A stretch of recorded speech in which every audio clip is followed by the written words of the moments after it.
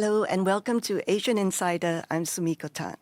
In this episode, we are exploring one of the most dramatic periods in Singapore's history, the months leading up to separation from Malaysia in 1965. It was a time of political clashes, racial tensions, British maneuverings, and Indonesia's confrontasi. My guest, Janadas Devan, is Senior Advisor at MDDI. More importantly, he coordinated the new book, The Albatross File, Inside Separation.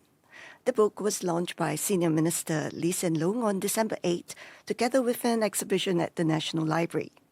Before we start, a quick disclosure. I head Straits Times Press, which co-published the book together with the National Archives of Singapore. It's a pretty massive book, nearly 500 pages and more than 800 footnotes, but thoroughly gripping. We have the links to the book in our show notes. Janadas, welcome to the show. We're glad to be here. Now that the book is finally over, are you as relieved as I am? Well, not yet, because, there is still a question of, selling the book and distributing it and talking about it to many, many people. And, of course, we had to prepare for the exhibition. But I'm glad that it's done after many, many years. Yeah, I didn't realize there were 850 footnotes. Yes, many, many footnotes. For those who haven't picked up the book, what is the Albatross File and why should we care? The Albatross File refers to a file that Dr. Goh Keng Swee, at that time the Minister for Finance, kept personally. It's a file that he kept personally because, it was very badly organized. It was, in fact, disorganized. And he put in there all sorts of material. Cabinet papers, memorandums,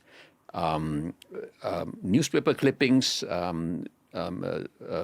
transcripts of Mr. Lee Kuan Yew speeches in the Malaysian Parliament and so on, manifesto for the Malaysian Solidarity Convention, and most importantly, his handwritten notes of his conversations with Tun Abdul Razak, at that time the Deputy Prime Minister in Malaysia, and other Malaysian leaders in the weeks leading to separation. And he codenamed the file Albatross in an allusion to the dead bird that a sailor in Samuel Taylor Coleridge's poem, The Rime of the Ancient Mariner, was cursed to wear. So the albatross was around our neck.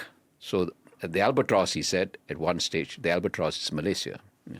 Right, it was the merger. It was the merger with Malaysia. Yeah. Right. He kept the file, must have started the file sometime in 1964.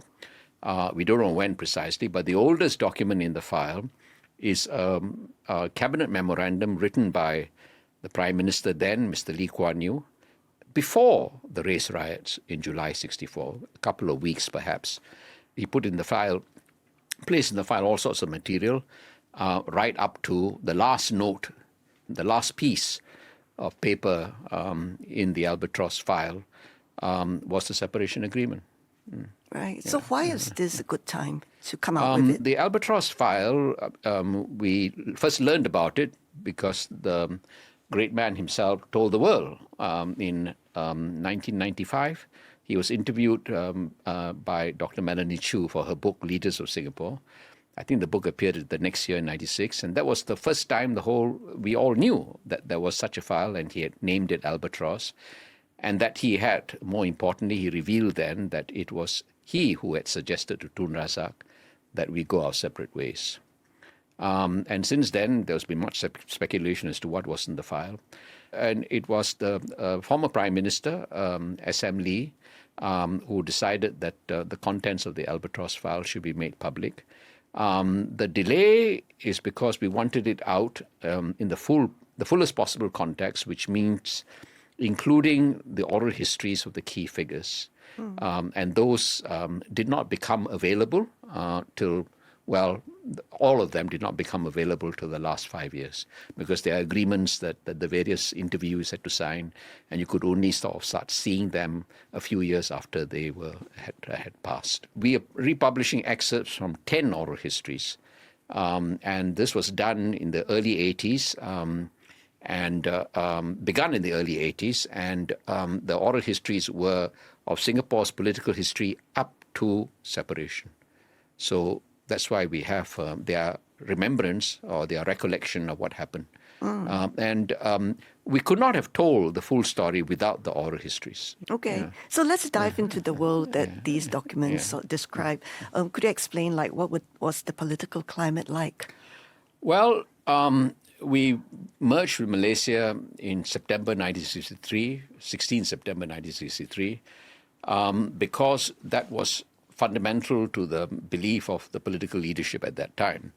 When the People's Action Party was formed in 1954, actually the first clause in their manifesto was, in fact, merger with Malaya. At that time, it was Malaya. And it was a fundamental belief that all of them shared. We all assumed that we had to have a hinterland, and Malaya was our hinterland. We forget this now, but actually for much of our colonial history, we were part of the Straits Settlement. Straits Settlement included Singapore, Malacca, Penang. And after the war, we were separated from Malaya. The Straits Settlement came to an end. The British proposed something called the Malayan Union, which the Malays in Malaya objected to. Why? Because the Malayan Union, Malaya by itself, with Penang and Malacca included, but not Singapore, it was 2.1 million Malays, 1.9 million Chinese, and 600,000 Indians. So even without Singapore, the Malayan Union would have made the Malays a minority. So Umno was formed to resist the Malayan Union. And they didn't want Singapore to be part of it, because if Singapore had been part of the Malayan Union, it would have completely overwhelmed the Malays in Malaya. And therefore, Singapore became a separate crown colony. And it was an article of faith by almost everybody that we had to remerge with Malaya. So actually, the first separation of Singapore from Malaya happened after the war. We weren't allowed into the Malayan Union.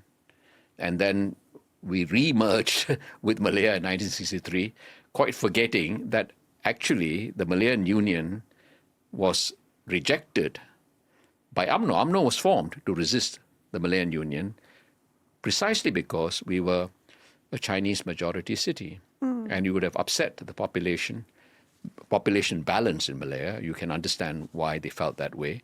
And therefore, the second re-merger included Sabah and Sarawak to balance the Chinese majority that Singapore would have added to Malaysia. Yeah. I think young Singaporeans would find it very strange. But, that's, nobody understands now why they felt that way. Right. But it's very difficult to understand, recreate this sense, because it is taken as an article of faith now. Assume, well, how does Singapore survive? Because we're hooked up to the rest of the world. Right. That our hinterland is not however many people there are in Peninsular Malaysia, but the world, right? Rajaratnam's Global City speech was only in 1972. So even when we became independent, our leaders were unsure as to how they would survive, because they all believed with every fiber in their being that we were part of Malaya and that was our hinterland.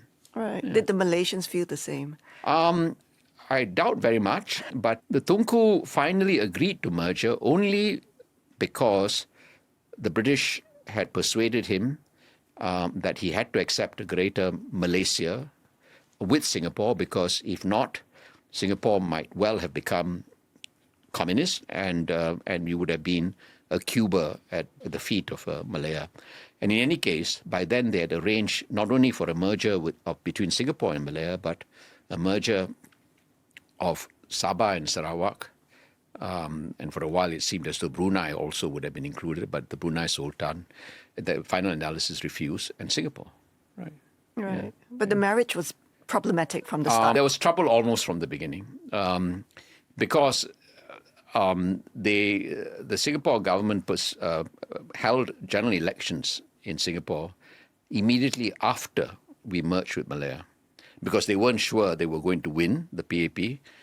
There was always a risk that the Barisan Socialists would have won, and they wanted the elections when we were already part of Malaysia.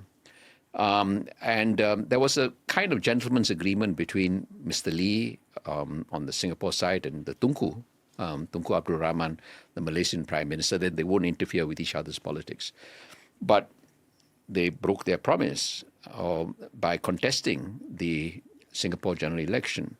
And what was worse, Umno Singapore lost all the seats it contested.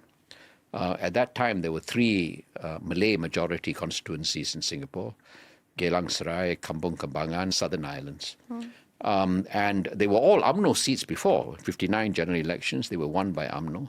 63 general elections, to their shock, they lost all 3 Malay majority seats to Malay candidates from the PAP. And almost immediately, the agitation began. The Singapore government oppressed Malays. This was a Chinese majority city. And within weeks, there were demonstrations in various parts of Singapore. Mr. Lee's effigy was burned. And that was the beginning of the long period of agitation that led finally to the race riots in 1964. That was one series of events. The other series of events is the Singapore, the PAP, tit for tat. They decided to contest the Malaysian general elections. That was in April 1964. And Mr. Lee held rallies up and down the peninsula, all the urban centers. And they were huge rallies, massive rallies. And actually I attended one rally in Kuala Lumpur, and it was the largest group of people I've ever seen in my life. Yeah? Huge. The center of Kuala Lumpur, I think, must have been near Bangsa.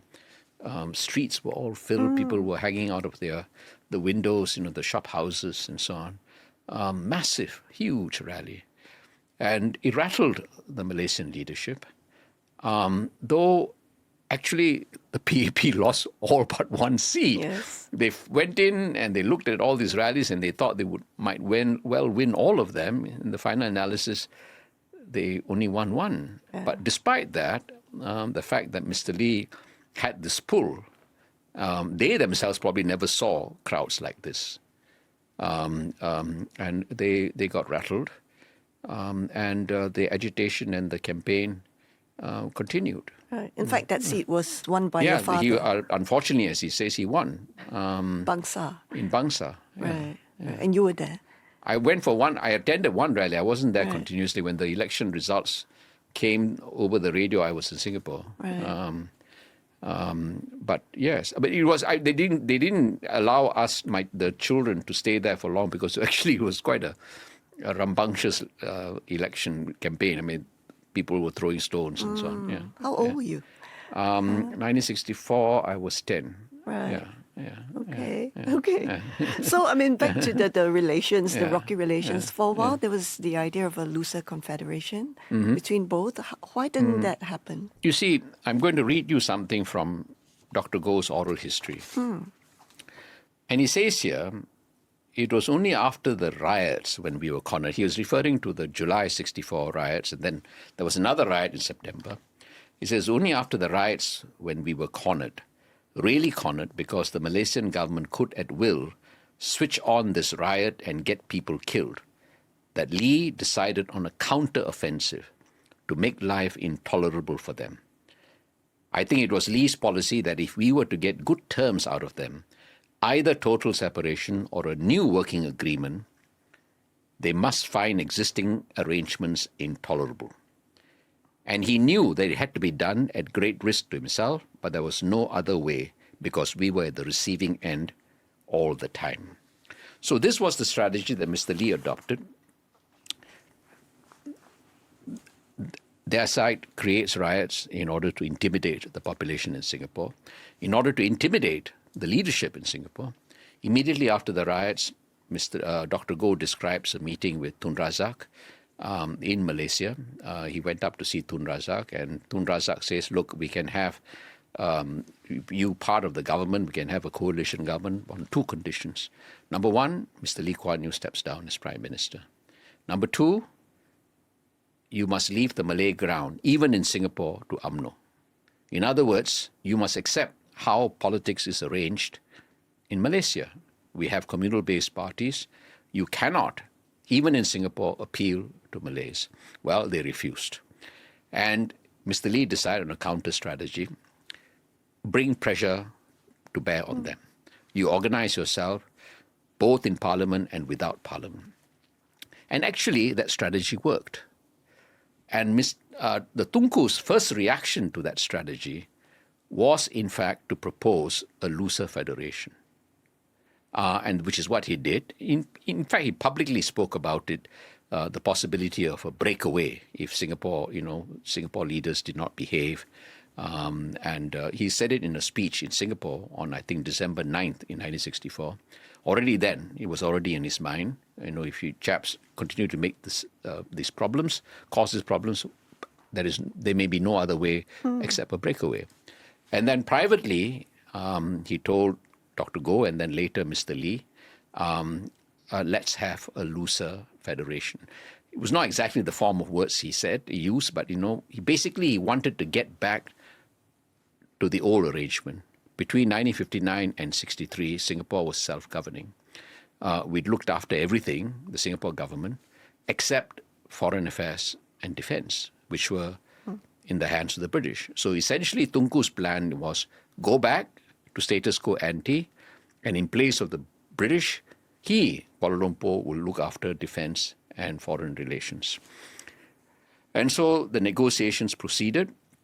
Mr. Lee, the Albatross File, you can see documents he had drafted proposing how a confederation or a looser federation could function.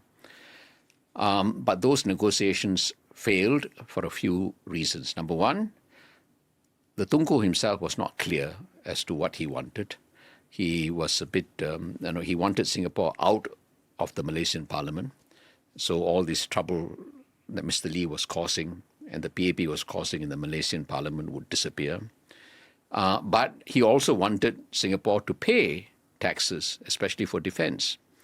And Mr. Lee had made a fundamental point. He said, look, there can be no taxation without representation.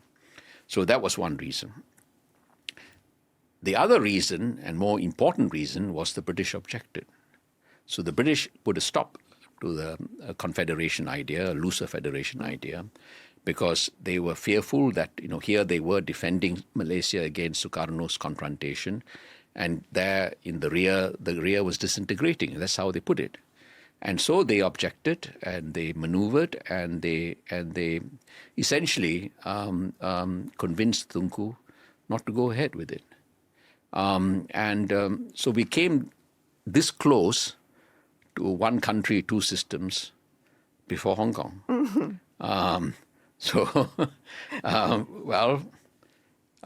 But it doesn't mean that it was inevitable. The talks on looser federation or confederation, it was never clear which they wanted, went on from sometime around mid-December or end of December 64 to March 65. And then, of course, it failed, and the political agitation resumed on both sides. What did Mr. Lee mean by make life intolerable? In other words, I bring to bear political pressure on you. I am not going to be, shunted aside and cornered and kept imprisoned on this little island, right? You want to create trouble for me. You want to turn this riot switch on and off. I will also organize up and down the peninsula. So the PAP branches expanded. They organized across Malaya. They were making forays into Sabah and Sarawak, though they did not actually establish branches there. And then they formed the Malaysian Solidarity Convention, which brought together all the multiracial parties, not all, but a sizable number of the multiracial parties, not only from Peninsular Malaya, but also Sabah and Sarawak, in a coalition. The Malaysians had never dealt with somebody who was as skillful and as aggressive and as strategic in his political organization as Mr. Lee and the PAP. Right. He didn't mean violence, right? No.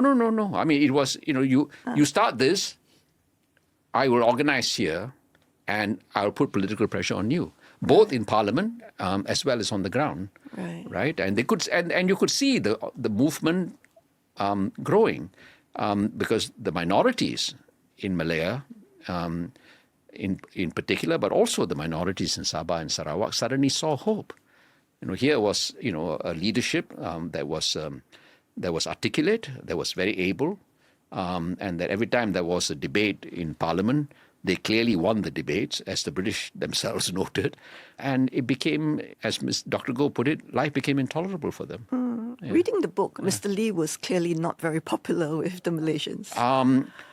He got along very well with the Tunku in the early days, and it helped in negotiating merger. They all got along very well with Tun Ismail, who was the Malaysian Home Affairs Minister, but he did not get along well with the others in the Malaysian leadership.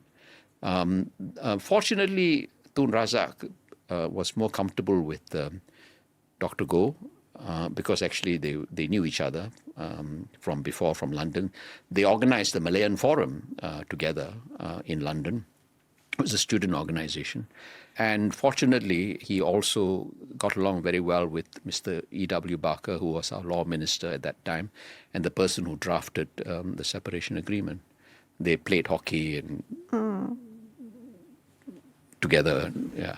Right. So do you think the unhappiness was personal, actually? There was a personal element there. I think Dr. Goh, somebody mentions that it got very personal, and at one stage, Razak said, I don't, this Mrs. Lee is such a nice lady, I don't understand how she can be married to that man. Right. So he got that personal, right? At least with some of them. Right. Well, where did the British figure in all this? Well, the British were defending Malaysia against the Indonesians during confrontation, and so were the Australians and the New Zealanders, and therefore they had a considerable influence. A good part of Albatross actually consists of quotations of British and Australian declassified documents, diplomatic cables, reports, and so on from that era. They were heavily influential. As I said, because of the pressure Mr. Lee decided to bring to bear, first response, it worked.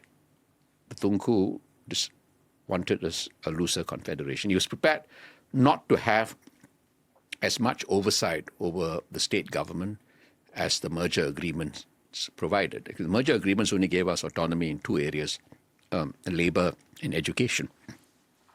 Everything else, was run out of Kuala Lumpur. There were a few other things like broadcasting and so on that was left to the state government. But he was prepared to have a looser federation. That was his first response. Then I think the pressure became so intolerable. There was this famous speech that Mr. Lee gave in the Malaysian Parliament, May 27th, 1965, when in the middle of the speech he broke into Malay. And he spoke Malay very fluently. The gallery was filled with Malays from the kampong and so on. All of them were listening very intently. Here was somebody who was supposed to be a Chinese chauvinist, and he spoke better Malay than many Umno leaders. Othman Wok, then Minister of Social Affairs, in his oral history in Albatross, remembers Syed Jafar Alba, who was the chief rebel rouser, who organized and whipped up sentiments among Malays in Singapore, and probably contributed, not probably, actually did contribute to the riots here in 1964. Jafar Alba himself saying, I didn't know your Prime Minister spoke such good Malay.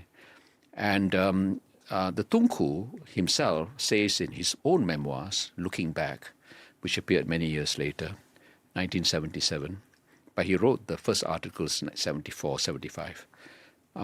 He says, referring to that speech, that was the last straw that broke the camel's back. And he was furious, livid. 3 days after that speech, the British High Commissioner, Lord Anthony Head, goes to see Tunku and says, worried, because they had heard rumors that they were preparing a case for Mr. Lee's arrest, which we knew, Mr. Lee knew about it, and in fact they spoke about it publicly. And Tunku confirmed that yes, they are preparing a case. And it was, if not for the British intervention, because even the Prime Minister, Harold Wilson, personally sent a message to the Tunku that if you were to arrest Mr. Lee, we would have to reassess our relations and our defense of Malaysia. So even the Tunku, a moderate, was sorely tempted to arrest Mr. Lee and may have gone ahead if the British had allowed him. And so, faced with this pressure, his first reaction, looser federation. That did not work because the British stopped him. Then the pressure continued. In Parliament, Malaysian Solidarity Convention, rallies up and down the peninsula, and he seriously considered arrest. If that was prevented, both because the British objected, and you remember actually on July 10th, there was a by-election in Singapore. There was an opposition leader at that time by the name of Ong Eng Guan, who was a former PAP minister, in fact. There was a split. He left the party, formed his own opposition party, and he won in Hong Lim. He was a sort of very popular figure in Hong Lim. He won it twice, in a by-election in 61 and then again in 63. The by-election in 61, he won by 75%. The PAP candidate only got 25%. So suddenly he resigned at the end of June 1965, and there was a by-election. The PAP leaders at that time all assumed that this was arranged because the federal government wanted to test how much support Mr. Lee and the PAP had. Fortunately, they won against the Barisan Socialist candidate, 60%, 40%. If they had lost, then I think the faction in the Malaysian government that was agitating or pressing for Mr. Lee's arrest may well have got their way. So we came very, very close. So of the two options, either arrest Lee and rule Singapore directly or let Singapore go, the Tunku says, actually, he later admits as much, he decided to let Singapore go. When did Mr. Lee sort of reconcile himself to separation? I think it took some years because actually, and the Albatross documents make it very clear, his oral history makes it very clear, that when he decided on this strategy, his first option was a looser federation. It was only if a looser federation failed that separation was an option. So, as he says in his memoirs, and as is plain in his own oral history here in 1981, he did not know that Dr. Goh had not pressed Tun Razak for a looser federation. He did not know until he read Dr. Goh's oral history in 1994 in preparation for his own memoirs, which the first volume appeared in 1998. So he didn't know, and he was surprised. Right. So Dr. Goh didn't debrief him. Did not. Dr. Goh later said that he did not pursue this option simply because he said it was clear the Malaysians wanted us out, which was at that time true because Tunku had decided by the end of June 65 that to get rid of Singapore. As he put it, to cut off Singapore. He says a gangrenous leg, you cut it off. Right. But among the Singapore leaders, there wasn't a consensus view. No. I think, I don't know when Dr. Goh decided that separation was the better option. Sometime between March, I suppose, when the Confederation talks failed. And Mr. Rajaratnam and Dr. Mr. Rajaratnam, Toh Chin Chai, upset. Dr. Toh Chin Chai, and the rest of the cabinet did not know what was going on. Right. The negotiations were kept to a very small circle. Mr. Eddie Barker, who was Minister for Law at that time, was directed by the Prime Minister, Mr. Lee, to begin drafting the separation agreement. Mr. Lim Kim San seems to have known. So the rest of the cabinet had no idea. So they were only informed on August 7th. Right. And so some were very upset. They were very upset. Mr. Rajaratnam, Dr. Toh Chin Chai, Mr. Ong Pang Boon. These were the staunchest in favor of carrying on.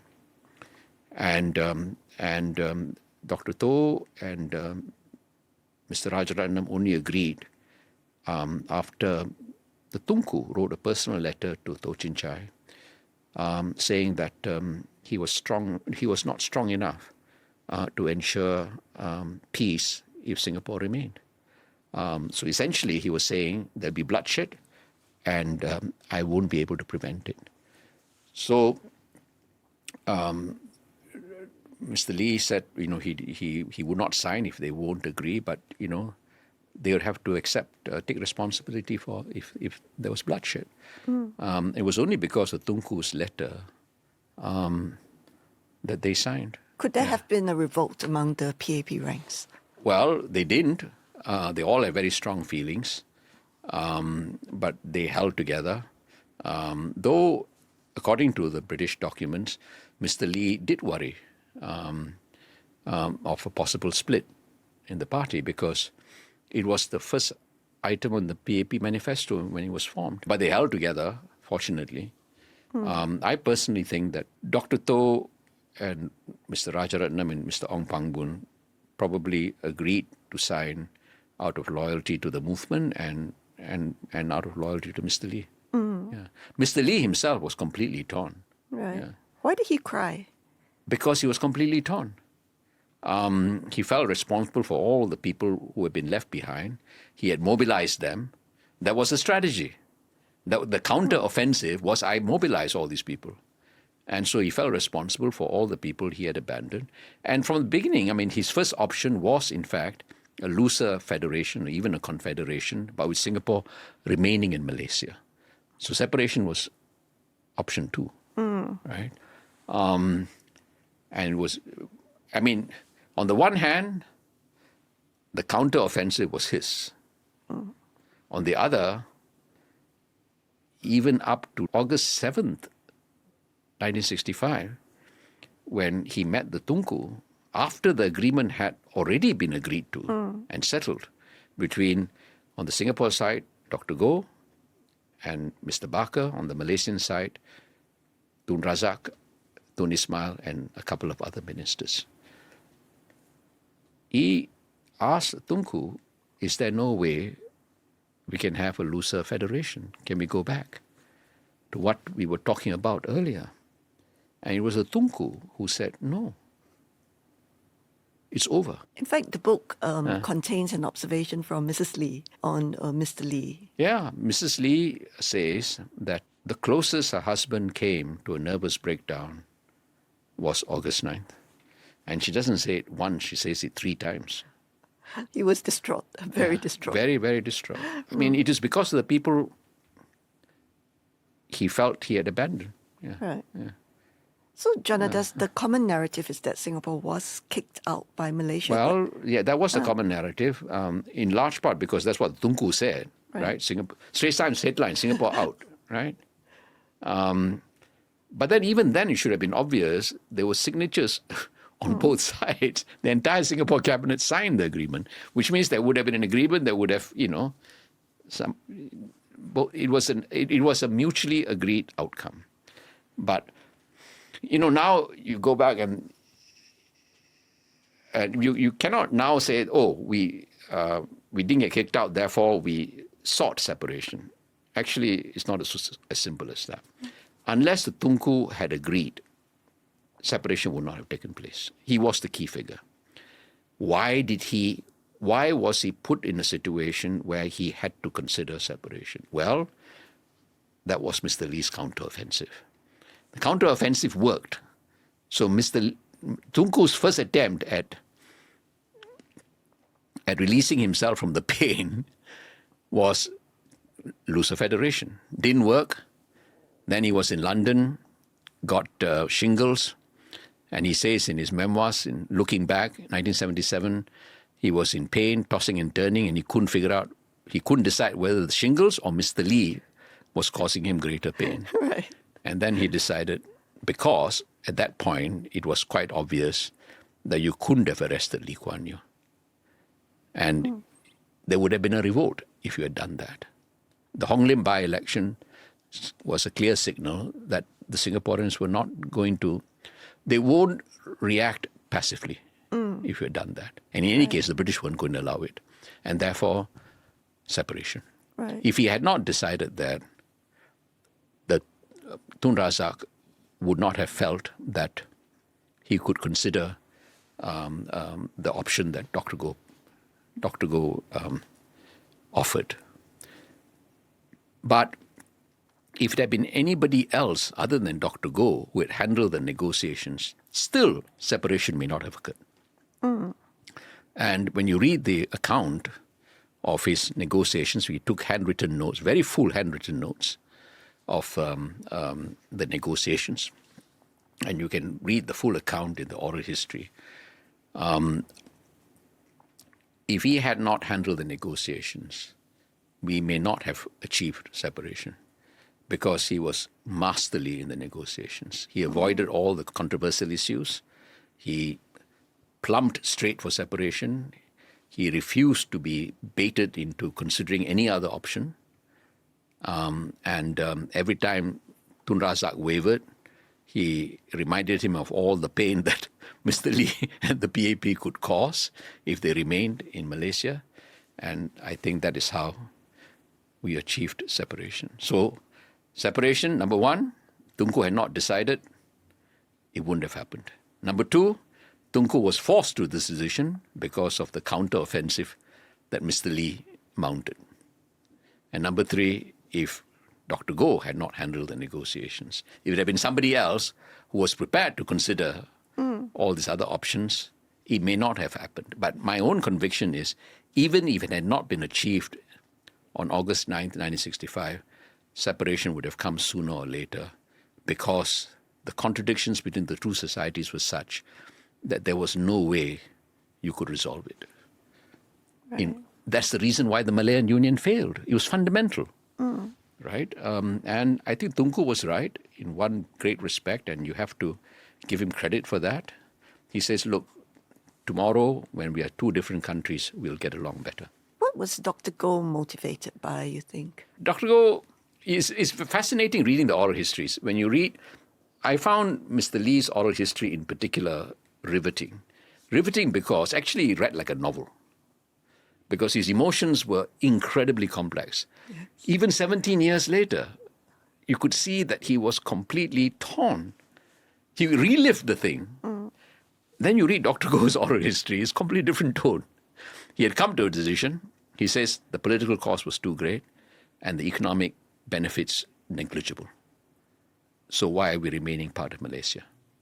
He came to the decision and he was decisive and he just didn't consider any other option. If it had considered some other option, I think the negotiations may have gone awry. But as I said just now, I don't think separation could have been postponed forever. It would have happened under far more cataclysmic circumstances, perhaps violently. But in the event, we achieved separation peacefully. Right. Did Mr. Lee regret separation, you think? I think all of them quite clearly, not only in the Albatross documents or the oral histories, I think within a few years, all of them probably concluded that separation was the best thing that ever happened to Singapore. Right. Even Mr. Rajaratnam. I think, including Mr. Rajaratnam, because Mr. Rajaratnam in the oral history says we had to spend the rest of our political lives proving ourselves wrong. So, I mean, we were talking earlier, you had a sort of a personal view on this thing. Literally, you were in Malaysia, in because I Bangsa. remember my father refusing to accept separation. Right. I mean, he wasn't in the cabinet, so he didn't have to sign. Unfortunately, as he puts it, he was elected. He was the sole candidate in the 1964 elections to be elected to the Malaysian parliament. They contested 9, only won. And so when separation came, he was the only PAP MP representing a constituency in Malaya. And he refused to come back. And the Albatross documents would make plain because, there was long an assumption that he was asked to remain behind in Malaysia by Mr. Lee and therefore, form the DAP. The PAP in Malaysia became the DAP. Actually, it wasn't. It wasn't? It was his decision. It wasn't Mr. Lee. Right. It wasn't anybody in the PAP. He just refused to come back. Right. And he resigned as NTUC Secretary General. And it took many years for Mr. Lee to convince him, at least 3 years, to convince him. Number one, because he wanted him back for the trade unions here.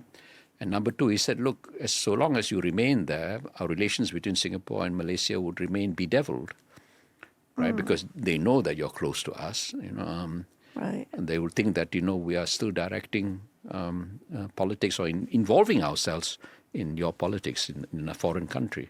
But that was his decision. And I was thinking about it the other day. Actually, among the senior leaders of that time, the political PAP leaders at that time, he probably spent the most time in Malaya. He was born there, so were many of the others, but he spent a considerable portion of his childhood there. He only came to Singapore maybe when he was 7 or 8 or 9 or something like that for school, and then everything when there's no school, it was there.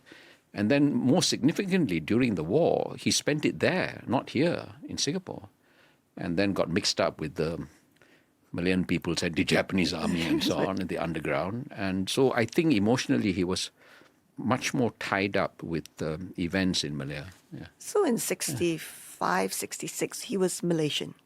He became a Malaysian, yes. He Right. only became a citizen in 1969, when he was, how old?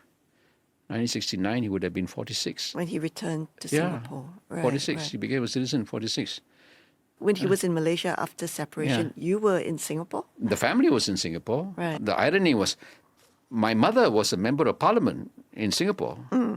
So I had one parent who was a member of parliament in Singapore, and another parent who was a member of parliament in another country. Right.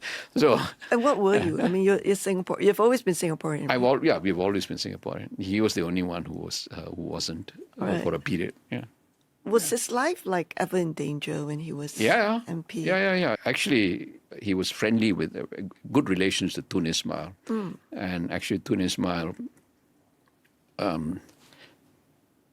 helped ensure that he was safe. Yeah, Mr. Lee was very, very worried that he would be assassinated. Right. Someone will somehow find himself with a kriss behind his back one day. Yeah. All right. Yeah. So what did separation mean for your father? How did he reconcile? As he says in the oral history, his oral history, he was deeply hurt by separation. He accepted that Mr. Lee intellectually felt that separation was necessary, but he was in greater sympathy with Dr. Tho, Mr. Rajaratnam, and Mr. Ong Pang Boon in how they felt. He just continued to campaign, and as he says, it took him a while to realize that this vision they had was impossible. That like Humpty Dumpty, just fell off the wall, and you couldn't put Humpty Dumpty back together. Yeah, but I think he probably felt that to his dying day that Malaya was very much a part of his identity. And for yourself, do you ever feel that? No, I don't feel that. But I understand that generation. I mean, I understand. I mean, it's impossible for Singaporeans today to understand this. I mean, why did Mr. Lee Kuan Yew cry? It's obvious that we should be separate. It is inconceivable for Singaporeans today to understand why a whole generation, we call them our founding fathers. Well, your founding fathers never thought that Singapore should be independent until we realized that merger couldn't work and we became independent. Yeah. When Mr. Lee in 1965 was 42 years old, he became a Singaporean at the age of 42. Do you think Singaporeans today underestimate how fragile the country? You just go back, unwind. September 1963, the PAP Malay candidates beat Umno Malay candidates in the 3 Malay majority constituencies. July 1964, was only 10 months away. Within 10 months, the whole thing unraveled. And you had riots. And then again, in September, we never had riots between Malays and Chinese in Singapore at that time, right? You had riots in our history. Well, the most deadly riot before the 64 riots was the riots between Teochews and Hokkiens. And I think early 20th century, yeah. So it was so easy to unravel. And I think that was the experience of Malaysia which led Singapore's founding generation to become so obsessive about interracial relations, right? Almost the first thing they did after independence was the creation of the Presidential Council for Minority Rights. And then later you had all the other laws, MRHA and EIP and all the rest. What was it like for you working on this book? I think it is a very important book to both read and experience. You'll see your leaders, your founding leaders, as you would probably not see them in any other format, be driven by emotions. What made Singapore was not pure logic, it was passion. And the story is a very complex, very moving, and very dramatic story, very human story, right? It wasn't, it wasn't the case that, between 1954, whenever the PAP was formed, and now you had a straight line, an obvious path. Our history could have taken many turns. We could have had one country, two systems, as I said. Even up to the last minute, separation need not have occurred. They were sorely tempted to arrest the Singapore leadership and perhaps rule Singapore directly. And if they could have got away with it, they probably would have tried that. We avoided that fate. How do we avoid that fate? Well, if the British weren't here restraining the Malaysian leadership of that time, perhaps they would have taken this course. So there was absolutely nothing about that history that was predictable. Could have gone in different directions at so many different points, right? So you cannot assume that this is an inevitable trajectory, that our path will be ever up, upwards into brighter and sunlit uplands. It's not that. It's never. And don't assume that the kind of harmony you have will always be there. We are in a far better shape than we were before. The younger generation of Singaporeans of all races, feel much more Singaporean. And actually to an extent that I would have been surprised by if you told me 50 years ago or 60 years ago. But don't forget, all it took was 10 months between September 1963 and July 64. That's all. So, Janadas, thank you very much for this very, very interesting discussion. To our audience, the Albatross File Inside Separation is now out at bookstores and stbooks.sg. So please pick up a copy. And this has been Asian Insider. I'm Sumiko Tan. See you again.